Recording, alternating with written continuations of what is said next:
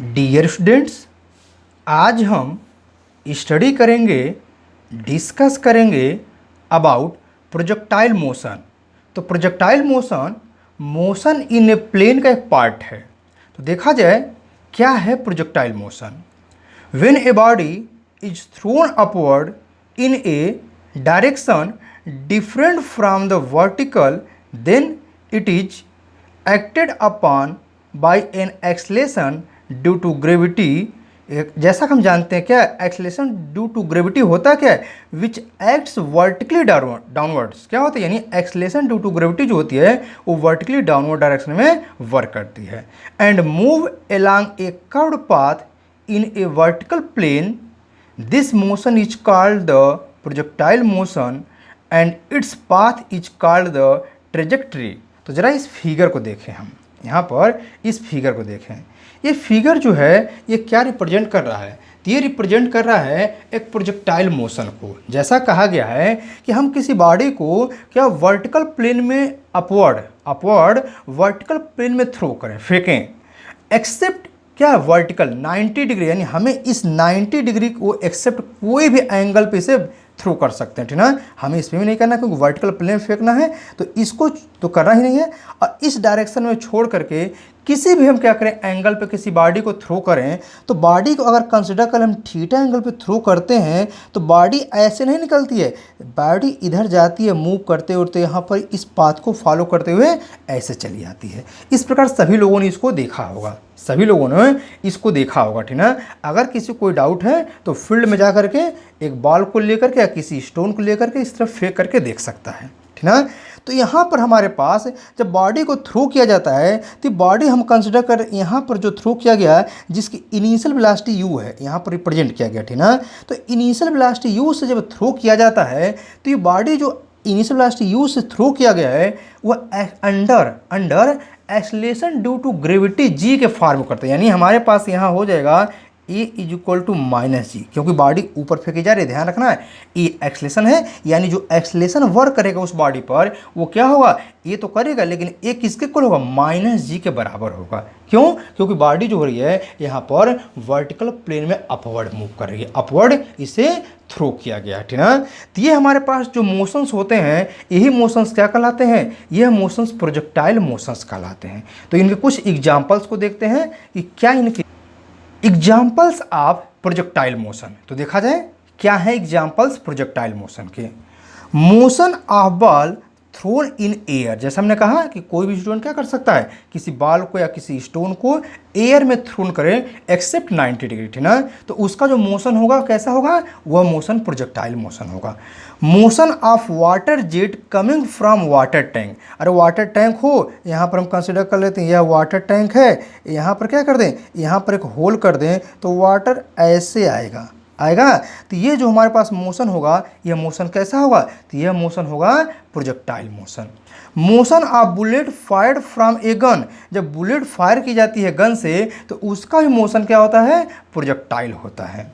Motion of A bomb dropped from an aeroplane, aeroplane से अगर कोई बम गिराया जाता है तो उसका भी जो पाथ होता है वो प्रोजेक्टाइल होता है। इसी प्रकार अगर कोई मूविंग ट्रेन हो, ध्यान रखना है, मूविंग ट्रेन से कोई बाल को अगर बाहर या किसी स्टोन को बाहर फेंकते हैं तो उस ऑब्जेक्ट का जो मोशन होता है वो भी प्रोजेक्टाइल मोशन होता है, ठीक। Next, motion of a javelin thrown by an athlete, यानी क्या है, एथलीट के द्वारा जो जेवलिन का थ्रो किया जाता है उसका भी मोशन कैसा होता है, प्रोजेक्टाइल मोशन होता है, ठीक है। तो अब यहाँ पर एग्जाम्पल समझ में आ गया होगा कि प्रोजेक्टाइल मोशन है क्या।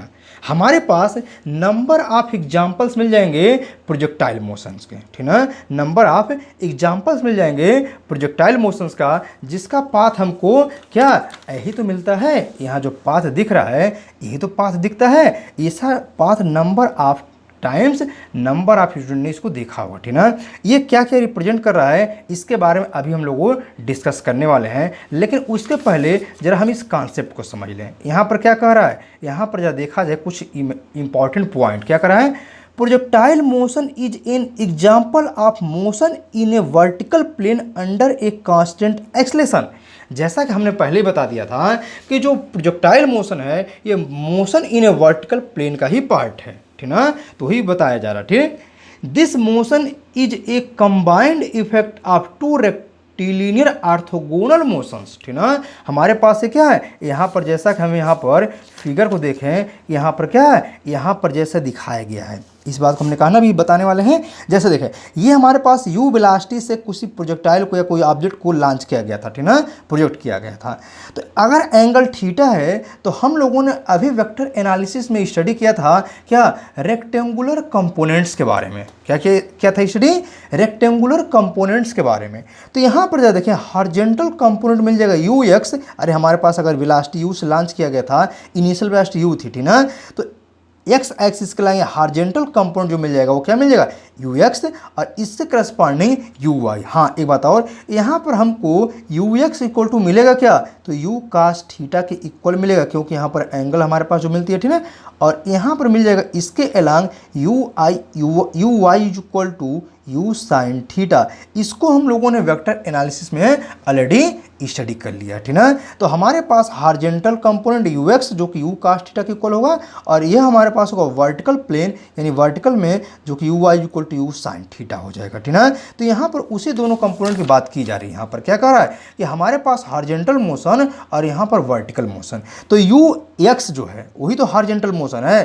तो in case horizontal motion under zero acceleration that is constant velocity. अरे हॉरिजॉन्टल मोशन में हमारे पास एक्सेलेरेशन क्या हो जाती है, वहाँ तो जीरो है ना, ठीक ना, क्योंकि एक्सेलेरेशन ड्यू टू ग्रेविटी वो तो हमारे पास अपवर्ड डाउनवर्ड डायरेक्शन वर्क करती है, ठीक। नेक्स्ट कर रहा है vertical motion under gravitation acceleration g. जैसा कि हम जानते हैं कि अपवर्ड या डाउनवर्ड मोशन में एक्सेलेरेशन ड्यू टू ग्रेविटी का रोल होता है, ठीक ना। अब क्या कर रहा है, these two types of motion are independent on each other, यानी हॉरिजॉन्टल मोशन या वर्टिकल मोशन जो होते हैं, ये दोनों टाइप ऑफ मोशन क्या होते हैं, इंडिपेंडेंट टू ईच अदर होते हैं, एक दूसरे से बिल्कुल इंडिपेंडेंट होते हैं। अब हमें प्रोजेक्टाइल मोशन का जो फार्मूला सॉल्व करना है, उसे सॉल्व करने से पहले या प्रोजेक्टाइल मोशन को स्टडी करने से पहले हमें दो एजम्पशंस को याद रखना पड़ेगा, इसे जानना पड़ेगा। अगर इस एजम्पशंस को कंसिडर किया जाएगा तभी प्रोजेक्टाइल मोशन के जो हमारे पास फार्मूले अभी डिराइव होकर आने वाले हैं उसी क्राइटेरिया को फुलफिल करेगा। वो एजम्पशंस क्या हैं, तो जरा देखा जाए। For the simple mathematical analysis of projectile motion we assume that, ठीक ना। हमारे पास दो एजम्पशंस लिए जा रहे हैं। पहला क्या है, एयर रेजिस्टेंस इज नेग्लिजिबल। जैसा हम कह रहे हैं किसी बॉडी को फेंक रहे हैं, स्पेस में थ्रो कर रहे हैं, तो यहाँ पर कंसीडर कर लिया जाएगा कि एयर रेजिस्टेंस क्या हो, यानी जो एयर फ्रिक्शन है या एयर रेजिस्टेंस है वह नेग्लिजिबल है। अगर उसकी वैल्यू बहुत हाई हो जाएगी तो क्या करेगा, जो इनिशियल वेलोसिटी हमारे पास यू थी उसमें कुछ ना कुछ डिस्टर्बेंस प्रोड्यूस करेगा, जो भी बॉडी का मोशन होगा उसमें डिस्टर्बेंस कर देगा। और सेकंड क्या करे, acceleration due to gravity g is constant in magnitude and direction throughout the motion.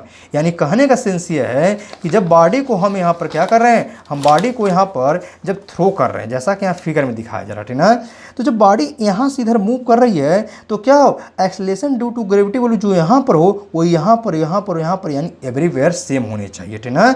यानी हमारे पास इस प्लेन में जैसा कि हम जानते हैं एक्सेलेरेशन ड्यू टू ग्रेविटी में कोई चेंजिंग न आए। ये दो एजम्पशंस लेकर के हमको क्या करना है, स्टडी करना है, सॉल्व करना है यहाँ पर, ठीक ना। यहाँ पर नाउ पाथ ऑफ प्रोजेक्टाइल, यानी ये क्या करना है, हमें यहाँ पर नंबर ऑफ फार्मूले को डिराइव करना है। तो पहला हम जो डिराइव करने वाले हैं फार्मूला वो क्या, पाथ ऑफ प्रोजेक्टाइल। प्रोजेक्टाइल का पाथ क्या होगा, तो इसको डिराइव करने के लिए हम क्या करेंगे, इसी फिगर का यूज करने वाले हैं। यहाँ जो फिगर दिखाया जा रहा है इसी फिगर का यूज करेंगे। जरा फिगर को अच्छे से समझ ले, क्योंकि हमने अभी पूरे कंपोनेंट को नहीं समझाया, हमने केवल इन्हीं कंपोनेंट को समझने की कोशिश किया था, ठीक।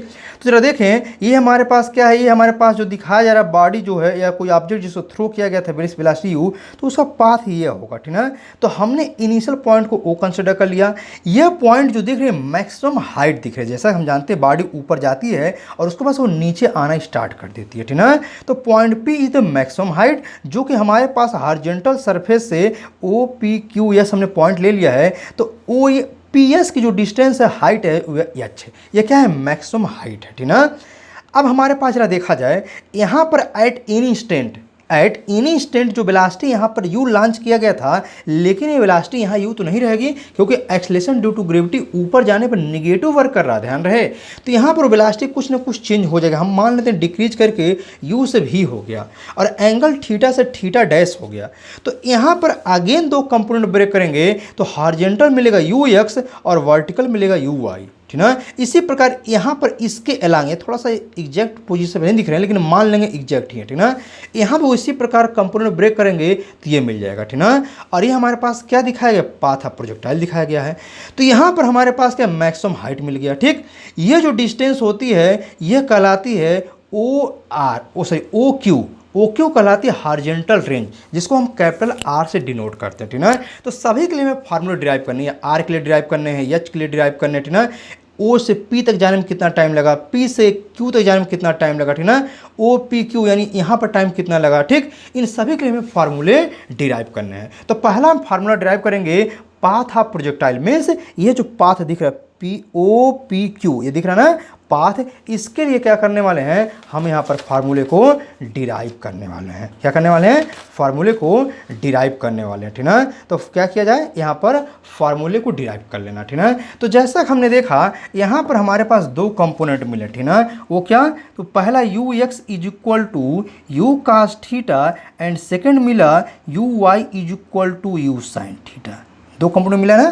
अब हमें करना क्या है, हम कंसिडर कर लेते हैं एट एनी इंस्टेंट, जैसा कि यहाँ पर फिगर में हम देखे हैं, एट एनी इंस्टेंट जो दिख रही है बॉडी हमारे पास क्या कर रही है, मूव कर रही है। तो डिस्प्लेसमेंट चाहिए तो चाहिए, यहाँ पर अगर कंसिडर कर लें तो इसके एलांग हमारे पास x एक्सिस में होगा, यह डिस्टेंस x मान लें और ये डिस्टेंस को y मान लें, ठीक ना। तो हम चाहें तो यहाँ पर ये डिस्टेंस को x डिनोट कर देते हैं और ये डिस्टेंस को y कंसिडर कर लेते हैं, ठीक ना, ये डिस्टेंस को।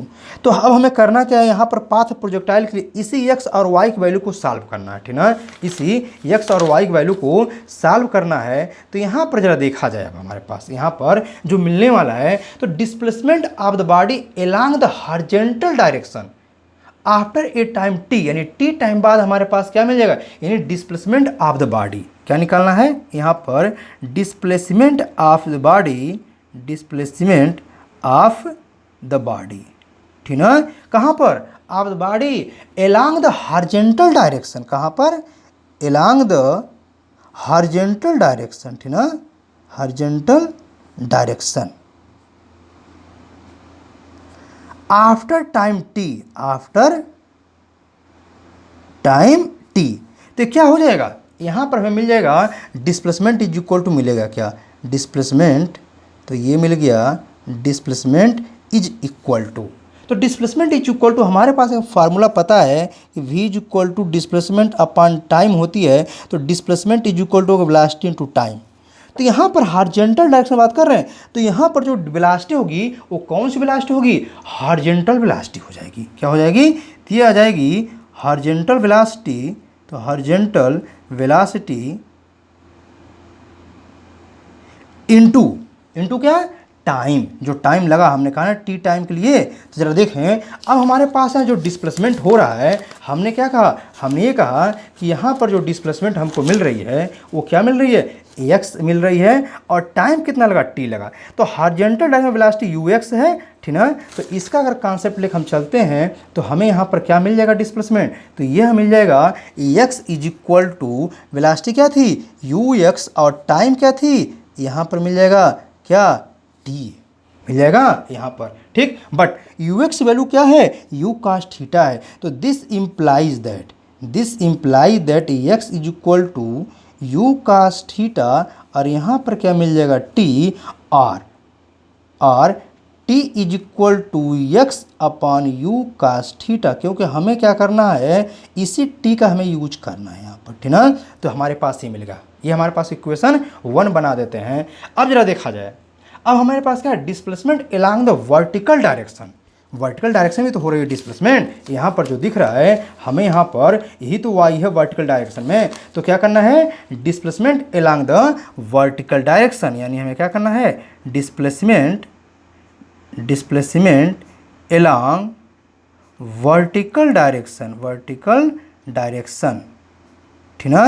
तो हमारे पास जो फार्मूला है वो है क्या, तो यही तो है h is equal to u t minus half g t square, यही तो फार्मूला होता है वर्टिकल के लिए, ठीक ना। तो इसी का यूज करेंगे। तो अब हम यहाँ पर ले क्या रहे हैं, y ले रहे हैं, ठीक ना। तो y is equal to u, अब ऊपर क्या मिलेगा, यू वाई मिलेगा, u y t minus half g t square, यही तो मिलेगा, ठीक ना, ये मिलेगा। अब जरा देखें यहाँ पर टी दिख रहा है, यहाँ भी टी दिख रहा है, ठीक है, दिख रहा है ना। और यहाँ पर क्या यू वाई की वैल्यू क्या, यू साइन थीटा है, यू साइन थीटा है। तो जरा देखें यहाँ पर वैल्यू पुट कर दें, R y is equal to u y की वैल्यू पे यू साइन थीटा, क्या मिल जाएगा, यू साइन थीटा। और टी की वैल्यू क्या है, तो टी की value x upon u cos theta, तो क्या मिल जाएगा, x upon u cos theta, ठीक है, माइनस क्या मिल जाएगा, हाफ जी, और टी की वैल्यू क्या मिल जाएगी, तो टी का मिल जाएगा x upon u cos theta of whole square, मिल जाएगा, ठीक। अब ये किसके इक्वल हो जाएगा, जरा देखें, साइन थीटा अपान कास्ट है, यू से यू तो कैंसिल आउट क्योंकि न्यूमरेटर में डिनोमिनेटर में है। तो ये जरा देखें क्या मिलेगा, ये साइन थीटा अपान कास्ट यानी टेन थीटा मिल गया, ठीक। तो यहाँ पर मिल जाएगा क्या, यहाँ मिल जाएगा टेन थीटा इंटू एक्स मिलेगा माइनस क्या मिल जाएगा, जरा हम यहाँ पर इसको कुछ अपने अकॉर्डिंग लिख लेते हैं, वो क्या, तो 1/2 यहाँ पर ले लेते हैं, ठीक ना। एक्स को हमें बाहर करना है, एक्स तो स्क्वायर का फॉर्म आ जाएगा ना, तो इसे हम चाहें तो g upon u square cos square theta, और यहाँ पर एक्स स्क्वायर नहीं लिख सकते हैं, बिल्कुल लिख सकते हैं, ठीक ना। तो यही हमारे पास जो इक्वेशंस मिला, या पाथ ऑफ जो प्रोजेक्टाइल की बात कर रहे थे, यही हमारे पास क्या मिल गया, पाथ ऑफ प्रोजेक्टाइल, क्या मिल गया, ये मिल गया पाथ ऑफ प्रोजेक्टाइल मिल गया, ठीक ना। तो इस इक्वेशन जरा देखें, इस इक्वेशन को हम बना देते हैं इक्वेशन नंबर 2। तो इस इक्वेशन को जरा देखें, तो इक्वेशन क्या है, तो this equation is quadratic in x and linear in y, x में क्या है, क्वाड्रेटिक दिख रहा है, ठीक ना, देखें एक्स स्क्वायर एक्स है और वाई में लीनियर है, ठीक ना। और ये रिप्रेजेंट किसको कर रहा है, तो जो क्वाड्रेटिक इन इक्वेशन एक्स होते हैं और वाई में लीनियर होते हैं, तो this represent the equation of parabola, ये क्या है, parabola, hence the path of projectile is parabolic. Exam में क्वेश्चन पूछता है कि prove that the path of projectile is parabolic, अगर पूछता है तो हमें यहाँ तक सॉल्व करना होगा, ठीक ना, यहाँ तक सॉल्व कर लेंगे तो हमें यहाँ तक मिल जाएगा, यहीं तक हमारा सोल्यूशन हो जाएगा। Now time of maximum height, क्या करना है हमें, time of maximum height find out करना है। तो वो मिलेगा क्या, जरा देखें इसको, हमारे पास क्या मैक्सिमम हाइट एक पॉइंट पी दिख रही है, यानी ओ टू पी जाने में कितना टाइम लगेगा, ठीक ना, वही टाइम क्या कहलाएगा, टाइम ऑफ मैक्सिमम हाइट कहलाएगा, क्या कहलाएगा, टाइम ऑफ मैक्सिमम हाइट कहलाएगा। तो हम कंसिडर करें टी टाइम में वो पॉइंट पी तक पहुंच जाता है, कहाँ तक, टी टाइम में, ठीक ना। तो हमारे पास जो इक्वेशंस हैं वो इक्वेशन क्या, ये इक्वेशन जरा देखें, v is equal to u minus g t, हमने बताया कि a is equal to minus g है, तो v is equal to u plus g t होता है, लेकिन एक जगह माइनस जी रखेंगे तो हमारे पास से मिल जाएगा, ठीक। लेकिन इस केस में जरा देखें, time of maximum height case में, time of maximum height case में v इज इक्वल टू क्या मिलेगा, वो v y is equal to zero मिल जाएगा, v y equal to zero मिल जाएगा, and u is equal to क्या मिलेगा, u y is equal to u i क्या है, तो यू साइन थीटा के बराबर है कि नहीं है, ठीक ना। जैसा कि हम यहाँ देखें फिगर से, हमारे पास क्या है, यहाँ पर यही तो v कंसिडर, यहाँ पर पर्टिकुलर टाइम पे जरा देखें, इस पर्टिकुलर पॉइंट पे जब ये बॉडी यहाँ पर पहुँचेगी तो ये अब ऊपर मोशन नहीं कर रही होगी, इस पर्टिकुलर पॉइंट पे यह कंपोनेंट वी वाई जीरो हो जाएगा, लेकिन वी एक्स जीरो नहीं होगा, ठीक ना। तो हमारे पास इसी की बात की जा रही है, तो हमारे पास जो मिलेगा ये कंपोनेंट मिल जाएंगे। तो इसी जरा वैल्यू को पुट करें, यहाँ v की जगह पर क्या करें, जीरो पुट कर दें, तो therefore zero is equal to u की जगह पर u y equal to u sine theta, पहले हम यू वाई रख लेते हैं, u y minus g t, r zero is equal to u sine theta minus g t मिल जाएगा, ठीक ना, माइनस जी टी मिल गया। अब क्या कर दें, अब जरा देखें आर करके हम क्या लिख सकते हैं, तो आर यहाँ लिख सकते हैं g t is equal to u sine theta, r क्या लिख सकते हैं, यहाँ पर लिख सकते हैं t is equal to u sine theta upon g, और ये हमारे पास कहलाता है टाइम ऑफ मैक्सिमम हाइट, इसको हम टीएम से डिनोट कर देते हैं, ठीक ना। तो ये हमारे पास फार्मूला डिराइव होके आ गया, हमारे पास यह फार्मूला डिराइव होके आ गया, कैसा फार्मूला है, तो this is the formula of क्या टाइम ऑफ मैक्सिमम हाइट के लिए फार्मूला है। किसके लिए है, टाइम ऑफ मैक्सिमम हाइट के लिए फार्मूला डिराइव होके आ गया, ठीक है। तो हमारे पास ये मिल गया, ठीक। नेक्स्ट टाइम ऑफ फ्लाइट, तो टाइम ऑफ फ्लाइट क्या मिलेगा, जरा इस फिगर को देखें, यहाँ पर जरा फिगर देखें। फ्लाइट का मतलब क्या, बॉडी जो है कब तक वो फ्लाइट कर रहा था, तो O to P, P to Q पे जाएगा, तो यानी हमारे पास O टू P जाने में टाइम क्या लगा था, तो टाइम कहलाया था टाइम ऑफ मैक्सिमम हाइट कहलाया था, ठीक। तो O to P, P to Q आने में ऑब्जेक्ट क्या होगा, फ्लाइंग कर रहा होगा, यानी वो स्पेस में होगा, तो वही जो टाइम लगता है वह टाइम क्या कहलाता है, वह टाइम कहलाता है टाइम ऑफ फ्लाइट। एक्चुअली हमारे पास जो पार्ट मिलता है O टू P या P टू Q ये आइडेंटिकल होते हैं। ये क्या होते हैं, आइडेंटिकल होते हैं। मीन्स जितना टाइम O टू P में जाने में लगेगा उतना ही टाइम P से Q में आने में लगता है। तो हमें time of flight find out करने में बहुत कुछ नहीं करना है, बहुत कुछ नहीं करना है। टाइम ऑफ मैक्सिमम हाइट जो मिला है इसी के वैल्यू को क्या कर दें, हम 2 से मल्टीप्लाई कर दें।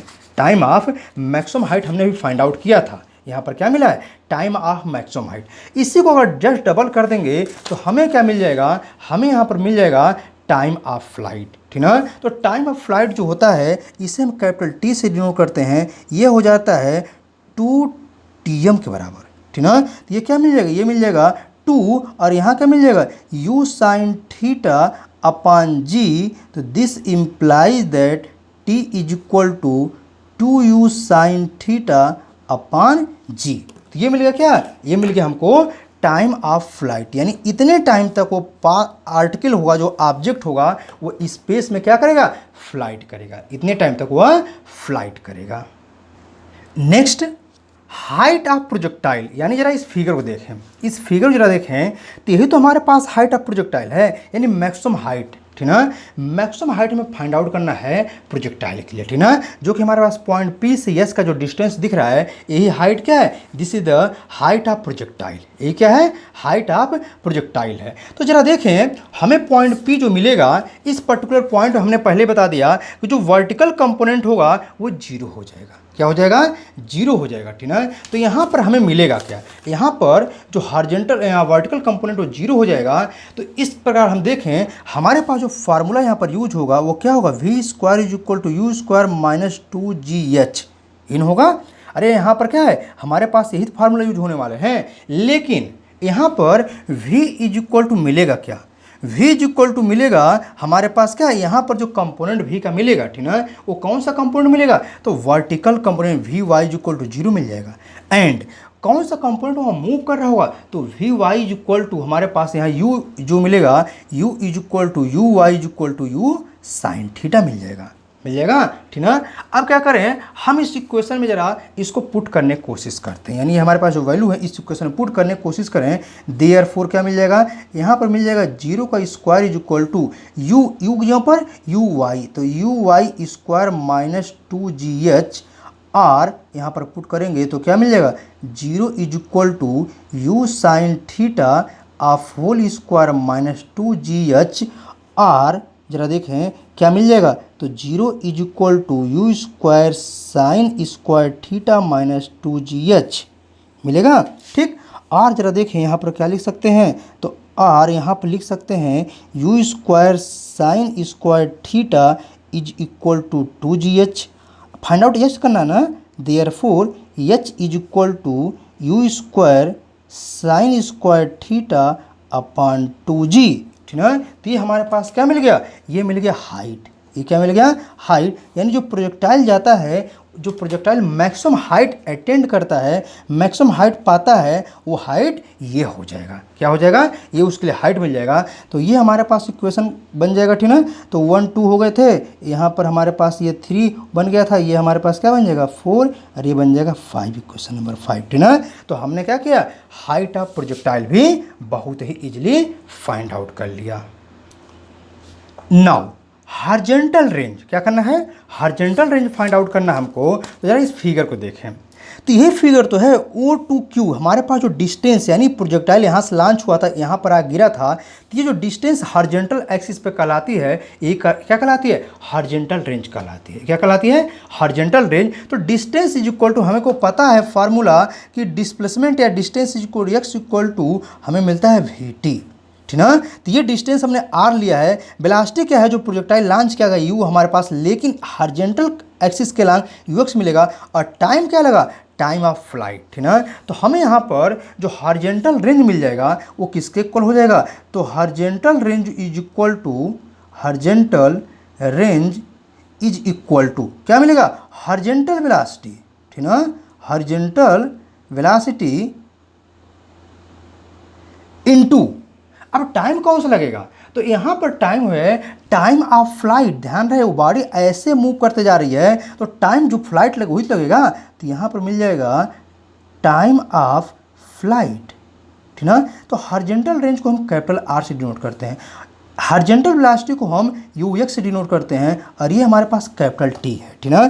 अब इसकी वैल्यू को जरा हम पुट कर दें, सर यहाँ पर हमारे पास आर है इसलिए हम आर ही पुट करेंगे, ठीक ना। तो R is equal to u x value कितनी है, तो यू कास थीटा है, और हमारे पास टी की वैल्यू क्या मिली है, अभी हम लोगों ने देखा है टी की वैल्यू मिली है 2u साइन थीटा अपान जी, मिला है ना। तो यहाँ पर रख देंगे हम क्या, 2u साइन थीटा अपान जी। अब जरा देखें इसको कुछ हम और प्रकार से लिखना चाहते हैं, आर इज इक्वल टू, हम यहाँ पर चाहें तो अब यू स्क्वायर तो लिख सकते हैं यू स्क्वायर, ठीक। अब फिर क्या लिखें, यहाँ 2 दिख रहा है तो अब इसको लिख देते हैं 2 sine theta cos theta upon g, कर सकते हैं, ठीक। आर जरा देखें, आर हम क्या लिख सकते हैं, r is equal to u square sine 2 theta upon g नहीं लिख सकते हैं, हम जानते हैं formula sine 2 theta is equal to 2 sine theta cos theta होता है, ठीक ना। तो इस फार्मूले को हमने लिखा, तो यही तो फार्मूला क्या मिल गया, this is the formula for horizontal range. ये फार्मूला किसके लिए मिल गया, हॉरिजॉन्टल रेंज के लिए मिल गया। ये क्वेश्चन नंबर 6 मिल गया, क्या मिल गया, इक्वेशन नंबर 6 मिल गया, ठीक ना। अब जरा देखें, अब यहाँ पर हमें एक चीज़ और फाइंड आउट करना, क्या करना है, मैक्सिमम हॉरिजॉन्टल रेंज भी फाइंड आउट करना होता है, ठीक ना। तो यहाँ पर फॉर मैक्सिमम हॉरिजॉन्टल रेंज हमें निकालना है, क्या करना है, फॉर मैक्सिमम हॉरिजॉन्टल रेंज जरा देख लिया जाए, for maximum horizontal range, horizontal range ये इसके लिए क्या होगा, तो जरा देखें यहाँ साइन 2 थीटा वैल्यू मैक्सिमम ही चाहिए हमको, तभी तो हॉरिजॉन्टल रेंज मैक्सिमम मिलेगा। तो हॉरिजॉन्टल रेंज मैक्सिमम के लिए साइन 2 थीटा वैल्यू क्या होती है, तो जैसा कि हम जानते हैं इसके लिए हमें साइन 2 थीटा की वैल्यू मिलनी चाहिए 1, यानी हमारे पास क्या मिलना चाहिए, साइन 90 डिग्री। अगर साइन 90 मिल रही है तो जरा कंपेयर कर लें, क्योंकि हमारे पास साइन की मैक्सिमम वैल्यू 1 ही आती है, तो साइन 2 थीटा इक्वल टू 1, और ये किसके इक्वल हो तो 1 90 डिग्री हो जाती है। देयरफॉर हम क्या लिख सकते हैं, देयरफॉर कह सकते हैं कि 2 theta is equal to 90 degree, this imply that theta is equal to 45 degree, ठीक ना। अगर हमारे पास 45 डिग्री एंगल हो जाए तो हॉरिजॉन्टल रेंज मैक्सिमम हो जाएगा। तो वहाँ पर क्या लिखेंगे, यहाँ पर लिख सकते हैं तब r max is equal to u square upon g, वही तो मिलेगा। अरे इसके वैल्यू तो मैक्सिमम हमने पुट किया, ये मिल गया, तो हमें मैक्सिमम हॉरिजॉन्टल रेंज क्या मिल जाएगा, ये मिल जाएगा। दिस इज द इक्वेशन 7, क्या मिल गया, इक्वेशन 7 मिल गया। तो हमने यहाँ पर देखा नंबर ऑफ फार्मूले को, क्या देखा, नंबर ऑफ फार्मूले को। अब एक चीज़ और देखना चाहते हैं, एक चीज़ और हम देखना चाहते हैं, क्या इसका क्या हमारे एप्लीकेशंस है, एप्लीकेशंस का यूजेज क्या है। तो यही रीजन होता है, ये जो हमारे पास मैक्सिमम क्या चाहिए, मैक्सिमम हॉरिजॉन्टल रेंज चाहिए। तो जैसा हम लॉन्ग जंप, जो एथलीट होते हैं लॉन्ग जंप करते हैं, तो क्या होते हैं, वह जो होते हैं उनकी टेंडेंसी होती है कि क्या हो, वो लगभग 45 डिग्री पर ही जंप करें। 45 डिग्री जंप करेगा तो काफ़ी डिस्टेंस तक ट्रेवल करके जाएगा। उसका जो हॉरिजॉन्टल रेंज होगा, अरे लॉन्ग जंप में तो लॉन्ग डिस्टेंस से तो जंप करना होता है, हॉरिजॉन्टल रेंज ही तो ज़्यादा होना चाहिए। तो उनकी टेंडेंसी क्या होती है, वो लॉन्ग जंप कर जाएं, ठीक ना, लॉन्ग जंप कर जाएं। इसलिए क्या होती है, उनकी टेंडेंसी होती है वो इसी टेंडेंसी पर, यानी वो लगभग 45 डिग्री पर ही अपने आप को जंपिंग लगाते हैं, क्या करते हैं, जंपिंग लगाते हैं यहाँ पर, ठीक ना। तो ये हमारे पास केस मिल जाता है किसका, एप्लीकेशंस का। इन एप्लीकेशंस का हमारे पास डेली लाइफ में नंबर ऑफ एप्लीकेशंस हैं, क्या है, नंबर ऑफ एप्लीकेशंस हैं, ठीक ना। नाउ एक एप्लीकेशंस और हम देखना चाहते हैं, क्या, हमें यहाँ जो फार्मूला आया है, अब थीटा के प्लेस पे हम 90 माइनस थीटा पुट करना चाहते हैं। यानी हम क्या है यहाँ पर थीटा के प्लेस पे 90 माइनस थीटा प्लेस करना चाहते हैं। क्यों? क्योंकि हमारे पास जो मिल रहा था प्रोजेक्टाइल, हम तो थीटा एंगल पे लॉन्च कर रहे थे, ठीक ना।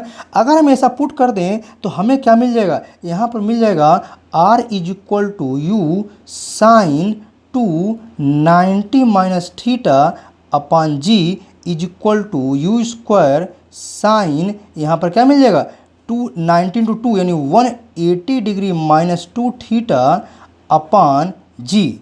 तो यहाँ अगर सॉल्व करेंगे देयरफॉर क्या मिल जाएगा, तो हमें यहाँ पर मिल जाने वाला है, क्या मिलेगा,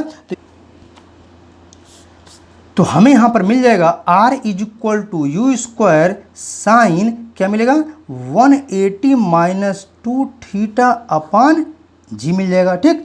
लेकिन जरा देखें साइन 180 माइनस थीटा जो हमारे पास फार्मूला होता है, इसको सॉल्व करने पर हमें मिलेगा क्या, अगर इसको सॉल्व करेंगे तो अगेन हम पा जाएंगे r is equal to u square sine, यहाँ पर क्या मिल जाएगा 2 थीटा अपॉन जी ही मिलेगा। Sine 180 minus theta sine theta ही होता है। तो हम क्या देख रहे हैं, हम ये देख रहे हैं कि अगर हमारे पास एंगल को चेंज करें, जैसे हम देख रहे थे प्रोजेक्टाइल के लिए हम क्या कर रहे थे, यहाँ पर थीटा एंगल पे लॉन्च कर रहे हैं, ठीक ना। लेकिन हमारे पास अगर 90 माइनस थीटा कर दें तो क्या होगा, तो भी हमें प्रोजेक्टाइल वही मिलेगा। यानी अगर हम देखा जाए कि अगर हम प्रोजेक्टाइल को लॉन्च करते हैं यहाँ पर, यानी क्या है, अगर हम यहाँ प्रोजेक्टाइल को कहें कि हम 30 डिग्री पर लॉन्च किए हैं, कितने पर 30 डिग्री पर, तो 30 डिग्री पर जो हॉरिजॉन्टल रेंज मिलेगा उतना ही हॉरिजॉन्टल क्या है 90 माइनस 30 यानी 60 डिग्री पर मिल जाएगा। अगर हम 60 डिग्री पर लॉन्च करेंगे तो 60 डिग्री पर भी क्या मिलेगा हमको, हमें प्रोजेक्टाइल का जो पाथ मिलेगा हॉरिजॉन्टल रेंज उतना ही मिल जाएगा। जबकि हमें 45 पर जो मिलेगा वो क्या मिल जाएगा, ये इतना ज़्यादा मिलेगा, जो कि हमने मैक्सिमम केस में यहाँ पर देख लिया है, ठीक ना। ये मिल जाएगा। तो ये एप्लीकेशन से मिलते हैं, यानी अगर देखा जाए हमारे पास जो प्रोजेक्टाइल का हॉरिजॉन्टल जो थीटा डिग्री पर हो वही किसके इक्वल हो जाएगा, वो 90 माइनस थीटा पर भी उतना ही मिलेगा, हॉरिजॉन्टल रेंज उतना ही मिलेगा, ठीक ना। हमारे लिए दोनों केस के लिए ये वैल्यू क्या मिलेंगे, सेम मिलेंगे। यही रीजन है जो फुटबॉलर्स वगैरह होते हैं, क्या होते हैं, वह इस एंगल पे 45 तो लॉन्च करते हैं, लेकिन अगर किसी को चाहिए कि वो डिस्टेंस इतना ही गिरे, लेकिन आफ्टर सम टाइम उसे 60 पे लॉन्च करना पड़ेगा। अगर चाहता सडनली गिर जाए तो 30 पे लॉन्च करना पड़ेगा, ठीक। तो हमें ये क्या मिल जाते, प्रोजेक्टाइल मोशन के नंबर ऑफ एप्लीकेशंस मिल जाएंगे डेली लाइफ में। क्या मिल जाएंगे, डेली लाइफ में हमें नंबर ऑफ एप्लीकेशंस मिलते रहेंगे। अभी तक आपने अगर हमारा चैनल सब्सक्राइब नहीं किया है तो चैनल को सब्सक्राइब करिए, लाइक करिए, शेयर करिए और पूरा वीडियो ज़रूर देखिए। Thank you.